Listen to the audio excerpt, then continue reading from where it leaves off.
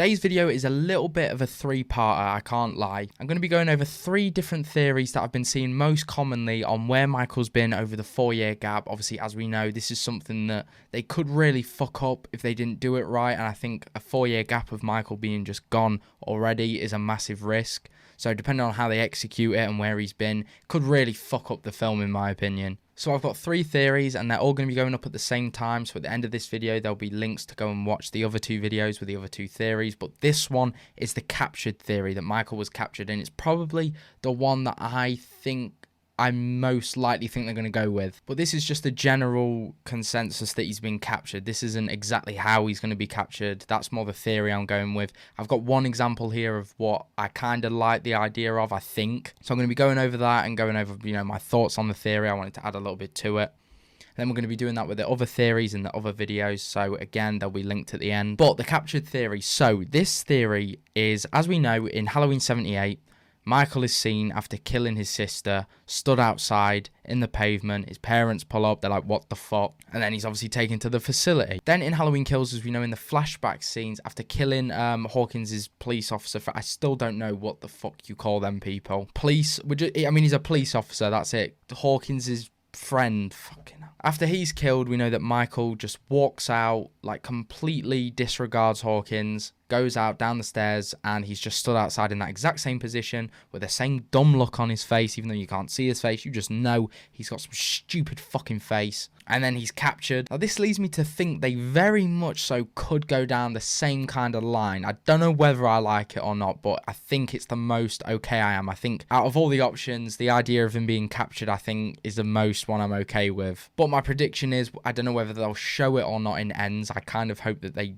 don't. But my theory is that Michael kind of gave himself up again after killing Karen, and then he's taken to some kind of facility. But yeah, the general idea is that Michael is captured again on the night of Kills, and that's where he's been all this time. Everyone's kind of been able to move on. Now what I like about this theory is probably more so my hatred for the idea of him being in a cave, which is the next theory that I'm going to be talking about. But obviously we know that the working title for the film is Cave Dwellers, which basically means like caveman. And I mean, it's just my personal opinion, but I just think that the idea of him just being away in the woods somewhere is such an awful idea that I think I'd rather him be captured again, because then it also gives that opportunity for, rather than have another escape scene, this time, whether it's Allison, Laurie, whoever it is that leads it, can go and maybe break him out, or they go for him this time. I think that would be quite interesting. And it would be different to the cliche, on Halloween, he's getting transferred again, he breaks out, or some dumb shit like that. I think if they do that again, it'll be okay, but like, I'd rather they didn't.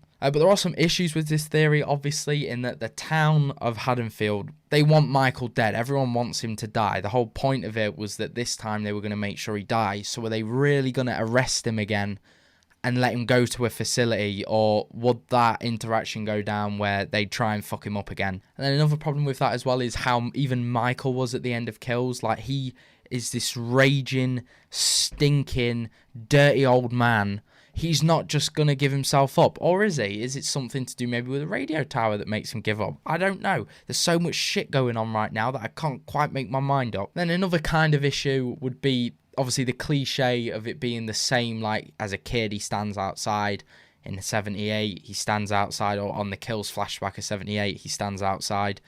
For him to do it again, would it be cliche? Maybe a little bit. I don't know how okay I am with it. It just depends how it's done. But that is that theory. That is one of the theories. Let me know what you think to it in the comments below, or maybe you have a different idea of how he's captured. That's the one that I see maybe making the most sense, obviously, with the repeats of him as a kid, and then in Kills 78 when he's captured. That could very much so happen again, in my opinion. And I'm not too alarmed by the theory. It just depends how they film it. I don't mind it as a whole, and I do think the idea of him getting captured is the best way to go, just in my opinion. That's what I think anyway. But again, let me know what you think. Either side of me now is going to be the other 2 videos that I made, so go give them a watch as well. I don't agree with the theories, but I did want to cover them and give my opinions on them, because obviously it's a big factor in the films. Where the fuck has he been? So yeah, I will see you guys in the next video.